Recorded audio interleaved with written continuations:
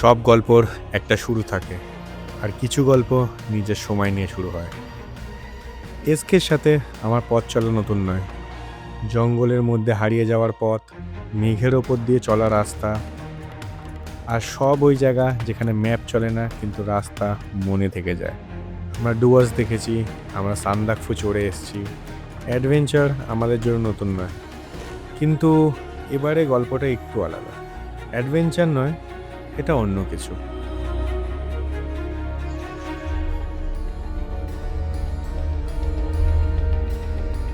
অনেক দিন ধরেই একটা নাম ঘুরতে থাকতো কথার মধ্যে, বারাণসী।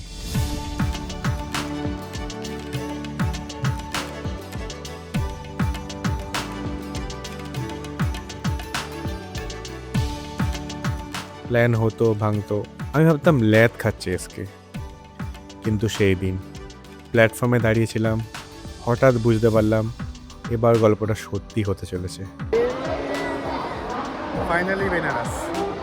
প্ল্যাটফর্মে মানুষের ঢেউ, কেউ বাড়ি ফিরছে বা কেউ কাজের জন্য বাইরে যাচ্ছে, আর আমরা বেরিয়ে পড়েছিলাম নতুন একটা গল্পের দিকে।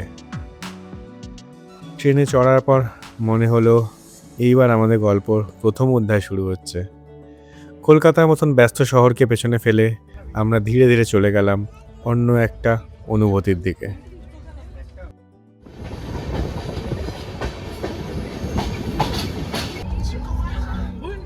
সকালবেলা এসকের ডাক, আর চোখ খুলেই দেখি আমরা বারাণসীতে।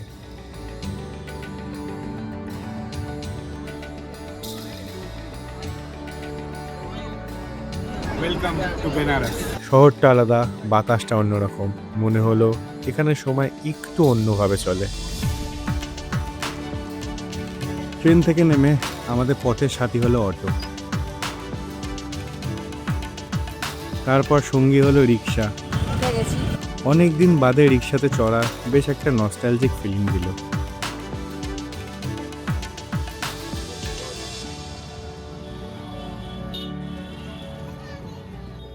ঢুকলাম হোটেলে, চললাম পায়ে হেঁটে শহরটাকে উপভোগ করতে।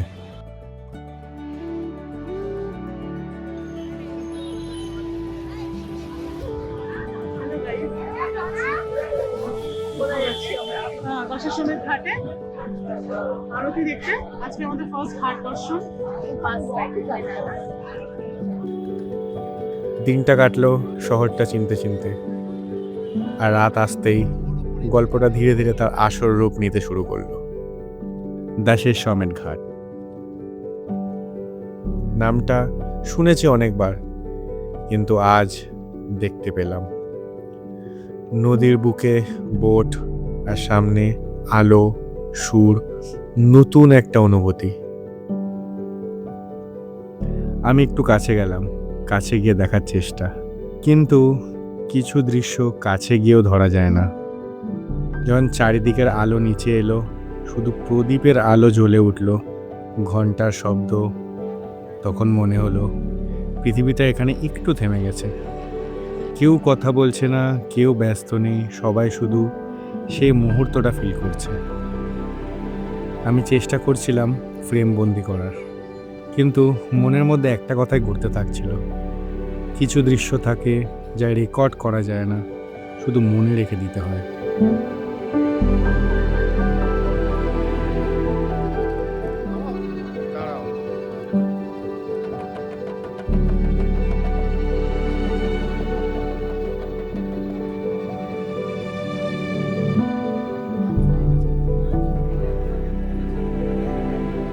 ওই রাত, ওই আলো, ওই নদীর ধার, বারাণসী আমাকে শিখিয়ে গেল প্রত্যেকটা জার্নির শেষ ডেস্টিনেশন থাকে না। কিছু জার্নি শুধু তোমাকে বদলে দেয়।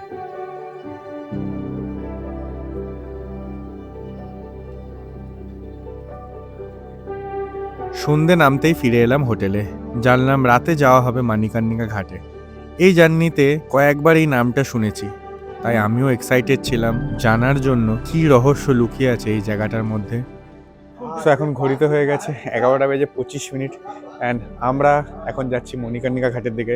রাতের বেনারসে এক অন্য রূপ দেখলাম। চায়ের দোকানে সব সময় ভিড় লেগে রয়েছে, বন্ধুদের আড্ডা আর কাকুদের গল্প। গলির মধ্যে দিয়ে ঘুরতে ঘুরতে ফাইনালি এলাম মানিকার্নিকা ঘাটে।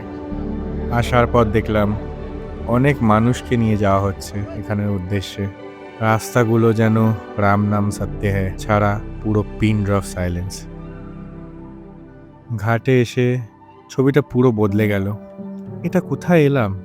এখানে তো হাসির শব্দ নেই, এখানে কোনো চেয়ারফুল এনভায়রনমেন্টও নেই, এখানে তো শুধু শান্ত আর নিস্তব্ধ পরিবেশ। ভালো করে দেখলাম আমি এসে পড়েছি ইন্ডিয়ার সবচেয়ে পুরনো শ্মশানে। মৃত্যু কি জিনিস আমি বুঝি না, শুধু এইটুকু জানি এক্সপায়ারি ডেট বলে একটা জিনিস হয়। वो कहते हैं ना कि हर शख्स को पसंद आओ तुम जब चार कंधों में जाओगे तुम। ওখানে দাঁড়িয়ে যে মুহূর্তগুলো আমরা উপভোগ করলাম সেটা বলা খুবই কঠিন। অনেক মানুষের চোখের জল, কত লোকের রাগ, ঝামেলা, সাফল্য, অসাফল্য সব এখানে শেষ। এই চিতায় সব শেষ। হোটেলে ফেরার পর শুনলাম কাল গাড়ি করে ঘোরা হবে বেনারস, তাই খুবই এক্সাইটেড হয়ে কালকের অপেক্ষায় রইলাম। সকালে উঠেই ব্রেকফাস্ট করে আমাদের প্ল্যান ছিল বেরিয়ে যাওয়ার এই বেনারসটাকে ঘুরে দেখতে।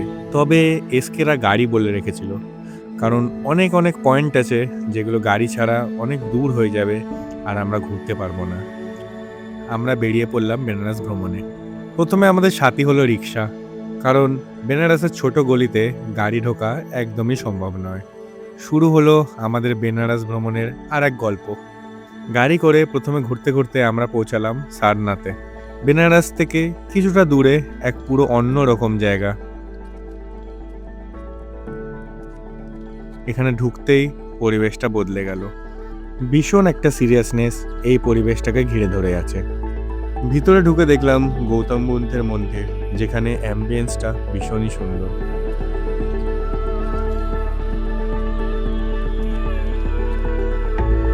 গাইড দাদা নিয়ে চললো সুন্দর একটা গল্প বলতে, পুরো আশেপাশের পরিবেশটাকে গল্প কথায় বোঝাতে।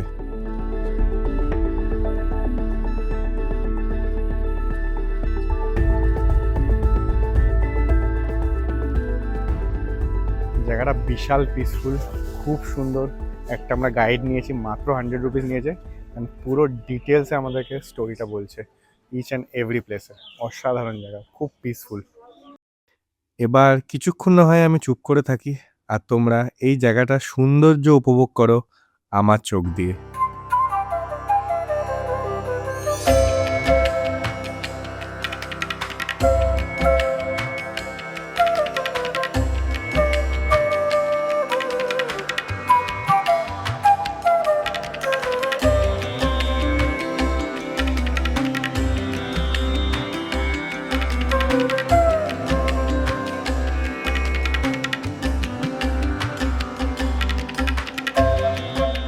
ফাইনালি এইসব নিজের চোখে উপভোগ করার পর শুনলাম রামগড় ফোর্টে যাব।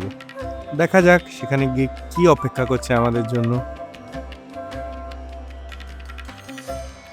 ভেতরে সবার আগে ঢুকতেই দেখলাম কি সুন্দর বড় একটা ফোর্ট। বিশাল বড় জায়গা নিয়ে এই ফোর্টটা তৈরি হয়েছিল।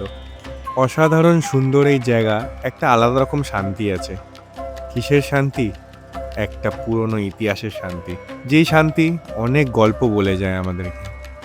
যেমন রাজারা কি ধরনের পোশাক পরতো, কি করতো, তারা কি নিয়ে এই জায়গায় রাজত্ব করতো, তারা যে খাটে শুতো, তারা যে জিনিস ব্যবহার করতো, সব কিছু তুলে ধরা রয়েছে। ওখান থেকে রওনা দিলাম খুব সুন্দর একটা জায়গায় খাওয়ার উপভোগ করতে, সেটা হচ্ছে বাটি চোখা। তারপর আমার মধ্যে এনার্জি ছিল না, ব্যাটারি শেষের পথে। তাই পরের দিনে অপেক্ষায় রইলাম। পরের দিন আমরা খুব সুন্দর দুটি জায়গা এক্সপ্লোর করতে চলেছি, সেটা হলো লখনৌতে। হ্যাঁ, আমরা নবাবকা শহর লখনৌ ঘুরে আগ্রাতে আমরা দেখব তাজমহল, যেটা হচ্ছে 7 ওয়ান্ডার্স অফ দ্য ওয়ার্ল্ডের মধ্যে একটা। তাহলে এসকে স্টাইলেই বলি, see you in the next blog. Until then, bye by.